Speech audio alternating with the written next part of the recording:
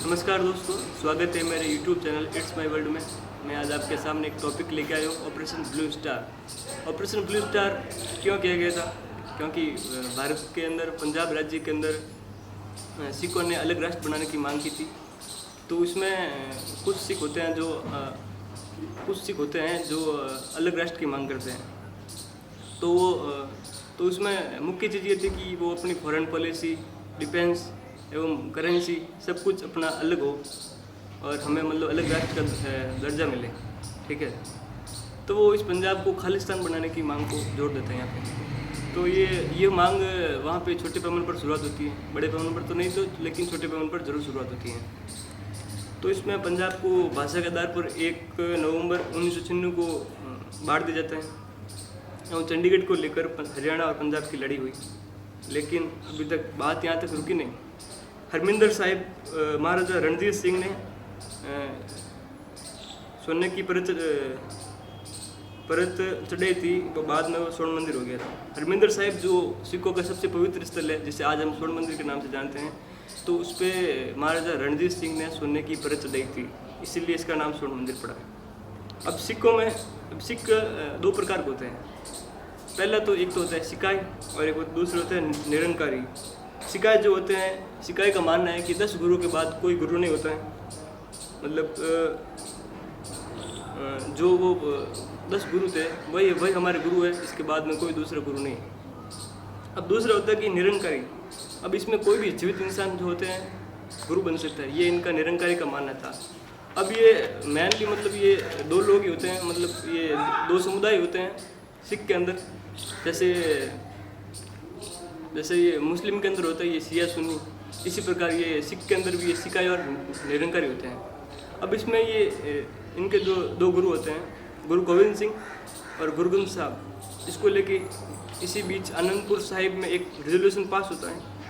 ये था कि पंजाब को अलग राज्य का दर्जा मिले, बस चंडीगढ़ नहीं मिला तो चंडीगढ़ भी मिले, वो पानी का हिस्सा मिले।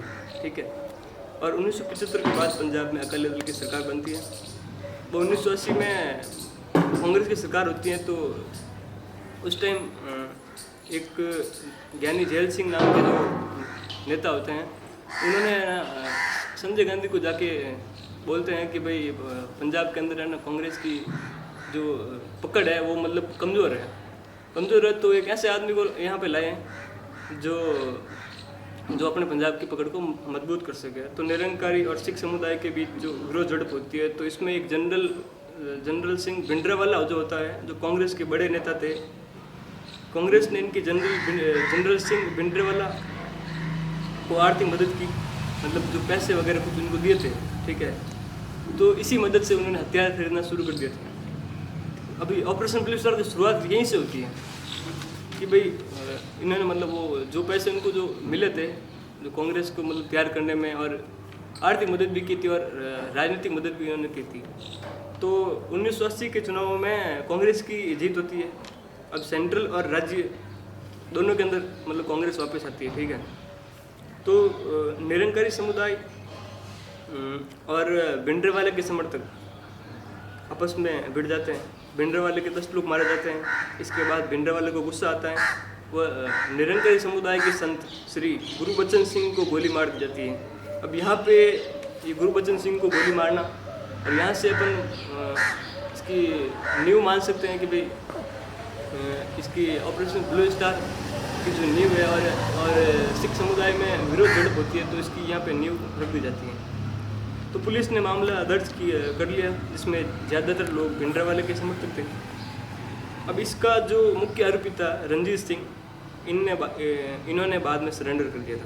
ठीक है, अब हम बात करते हैं लाला जगत नारायण जो थे, पंजाब केसरी के प्रधान संपादक थे। इन्होंने एक मुहिम चलाई थी कि भाई हिंदू और जो हिंदू लोग हैं, वो जो भी, अब जैसे बाहर से कोई सरकारी लोग यहाँ पे अपने घर पे जानकारी के लिए आते हैं, तो उनको बोल रहे हैं कि हम हिंदी बोलते हैं और हिंदी हमारी राष्ट्रीय भाषा है।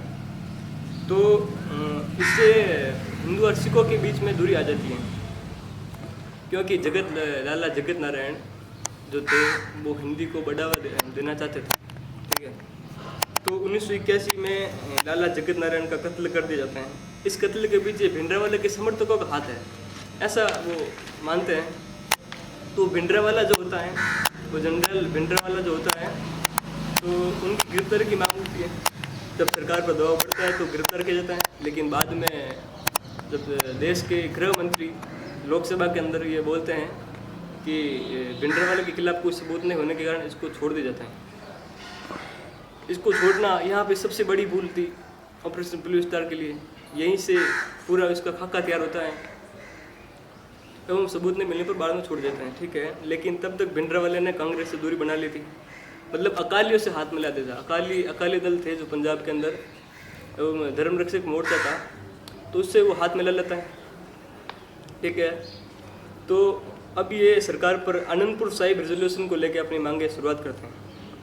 हालात लगातार बिगड़ रहे थे और इस दौरान दिल्ली के अंदर एशियन गेम्स होने थे। इन एशियन गेम्स की जिम्मेदारी इंदिरा गांधी ने राजीव गांधी को दी थी अच्छे से संपन्न कराने के लिए।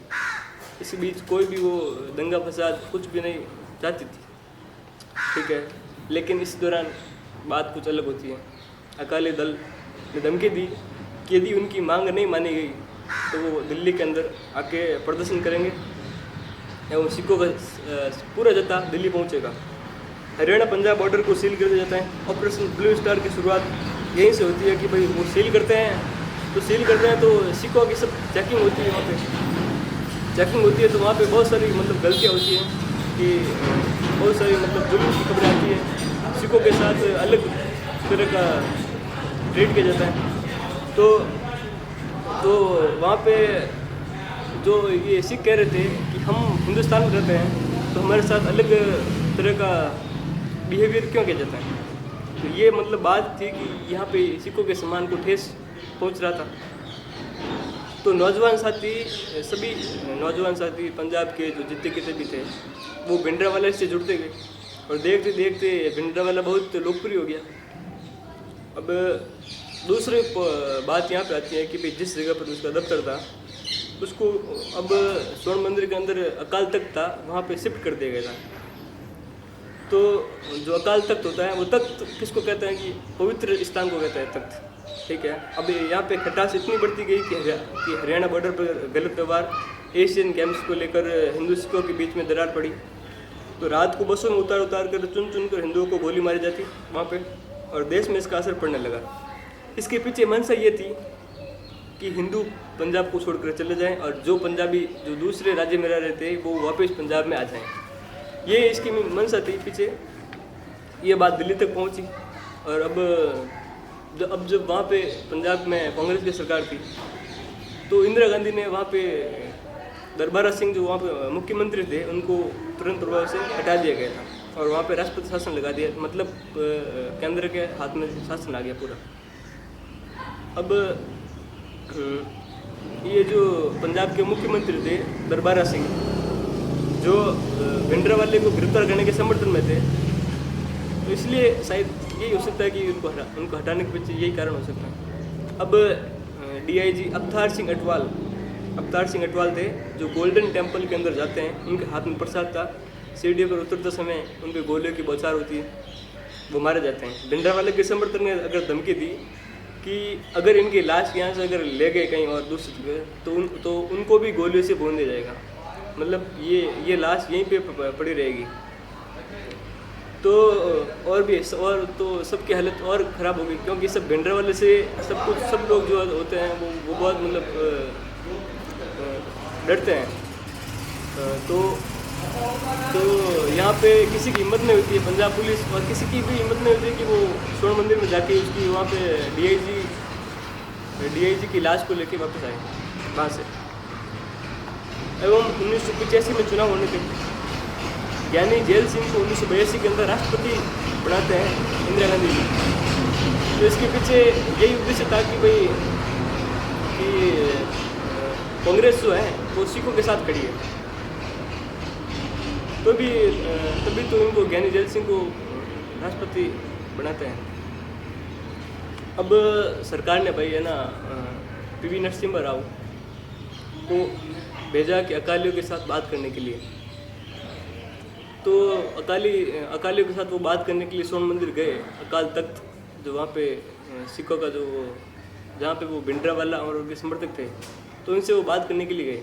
ठीक है, तो उनसे सभी बातें हो गई कि भाई पंजाब को चंडीगढ़ भी मिल जाएगा और पानी के लिए जो भी सुप्रीम कोर्ट का फैसला आएगा वो सबके लिए मान्य होगा। तो इतनी बात होगी, लेकिन इस दौरान भिंडरावाले को अपनी बात जमी नहीं। तो जो दूध के बर्तन होते हैं, अनाज की बोरियां में हथियार स्वर्ण मंदिर में जमा कर लिए गए सभी ने, भिंडरावाला और उनके समर्थकों ने, और स्वर्ण मंदिर पर कब्जा कर लिया।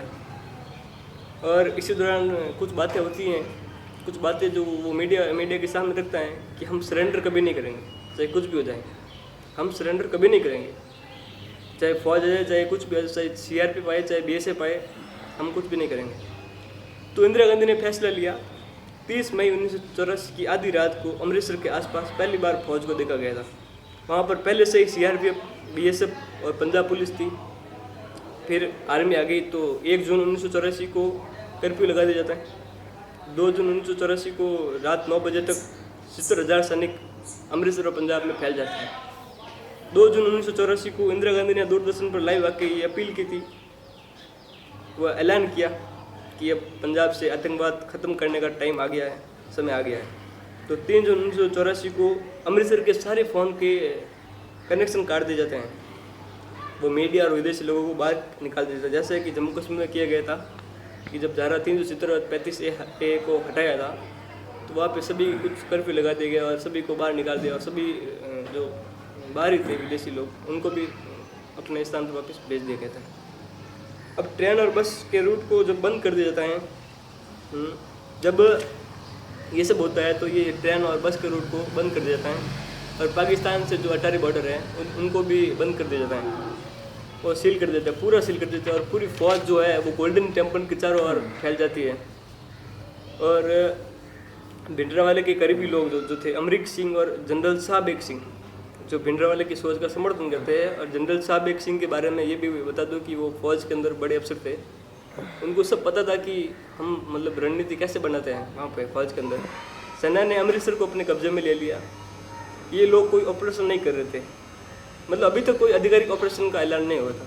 3 जून को जब ऐलान करते हैं कि जो भी अंदर है वो सरेंडर करते हैं। अब यह सब जो आर्मी थी वहाँ की, अमृतसर में जो आर्मी थी स्वर्ण मंदिर के आसपास जो भी थी, वो मेजर कुलदीप सिंह बरार की अध्यक्षता में थी। अध्यक्षता में जो वो स्वर्ण मंदिर के आसपास पहुँचते हैं और सभी को निर्देश देते हैं कि भाई आप जो भी हो सरेंडर करो। मतलब 4 जून को वो पहली बार 4 जून 1984 को वो कुलदीप सिंह बरार जो है वो मतलब जो कहते हैं कि आप सरेंडर कर दो, तो कुछ लोग बाहर आते हैं, ठीक है। और 5 जून को भी 150 लोग करीबन बाहर आते हैं। तमाम गुजारिश के बाद कोई बाहर नहीं आता है तो उसे कोड नेम दिया जाता है ऑपरेशन ब्लू स्टार। 5 जून 1984 को शाम 7 बजे ऑपरेशन ब्लू स्टार के तहत गोलीबारी चलती है। तो गोलीबारी तो दोनों तरफ से चलती है, अंदर से भी गोली आ रही थी और बाहर से भी गोली चल रही थी। तो उनको वो सूचना मिलती है कि अकाल तख्त उनका मेन टारगेट है भिंडरावाले का। तो ये सूचना गलत है, तो वो वहाँ पे नहीं था। तो ये इस दौरान 20 जवानों की मौत हो जाती है। 6 जून 5:20 पर आर्मी के टैंक बुलाए जाते हैं। यहाँ पे स्वर्ण मंदिर के अंदर आर्मी के टैंक बुलाए जाते हैं। तो टैंक के जरिए अंदर हमले किए जाते हैं, क्योंकि जो अकाल तख्त था, हरमिंदर साहब का जो था, वो बहुत ही पवित्र स्थान था। और भिंडरावाले को पता था कि भाई सरकार जो भी होगी यहाँ पे तो हमला नहीं करेगी, कुछ भी हो जाए चाहे। तो उनको इतना कुछ विश्वास था और टैंक के जरिए अंदर हमले किए जाते हैं। तो दिन में ऑपरेशन मुश्किल था। तो रात के अंधेरे में ऑपरेशन, आर्मी जो होती है वो रात के अंधेरे में ऑपरेशन का इंतज़ार करती हैं कि कब अंदर आए, कब हम अपनी बातें रखें। तो सभी टीमों में से एक टीम थी जो अकाल तख्त पर पहुंचने में कामयाब हो गई। 7 जून के सुबह ऑपरेशन खत्म होता है। ऑपरेशन की वजह अकाल तख्त को ज़बरदस्त नुकसान पहुंचता है। 6-7 जून को भिंडरावाले की लाश मिलती है। तो इसमें मतलब ये साबित होता है कि ये ऑपरेशन ख़त्म हो जाता है। लेकिन अब जब ये ऑपरेशन पूरा ख़त्म होता है तो इंदिरा गांधी जी अपने जो राष्ट्रपति जी है ज्ञानी जैल सिंह जी, जो कुछ सिख थे, उनको जब ये बात मालूम चलती है कि भाई सरकार ने तो ये इतना बड़ा कुछ कर दिया, ऑपरेशन कर दिया है ब्लू स्टार। तो वो काफ़ी गुस्से में आते हैं कि भाई उनकी बगैर परमिशन के बावजूद भी ऑपरेशन कर दिया जाए, मतलब उनको अंधेरे में रखा जाता है कुल मिला के। तो 8 जून को जब हरमिंदर साहब में जब ज्ञानी जैल सिंह को भेजते हैं, तो इस वक्त वहाँ पे संदिग्ध लोग कुछ मौजूद होते हैं। तो उसमें से एक शख्स जो होता है वो गोली चलाता है और एक अफसर को इसमें गोली लगती है। और इसमें जो थे वो 83 आर्मी के जो जवान थे वो शहीद हो जाते हैं, 248 घायल हो जाते हैं। और इसमें 79 में जो 4 अफसर थे वो शहीद होते हैं वहाँ पे। और इसमें कहते हैं कि 492 आतंकवादी जो होते हैं वो मारे जाते हैं।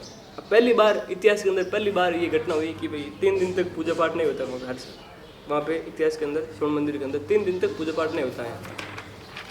अब जो इतनी जो घटना हुई थी तो उसका जो परिणाम था वो परिणाम वो सेना के अंदर पड़ा कि जो भारतीय सेना थी उसमें जो सिख राइफल थी, इन घटनाओं के कारण जो लोग होते हैं वो बागी हो जाते हैं।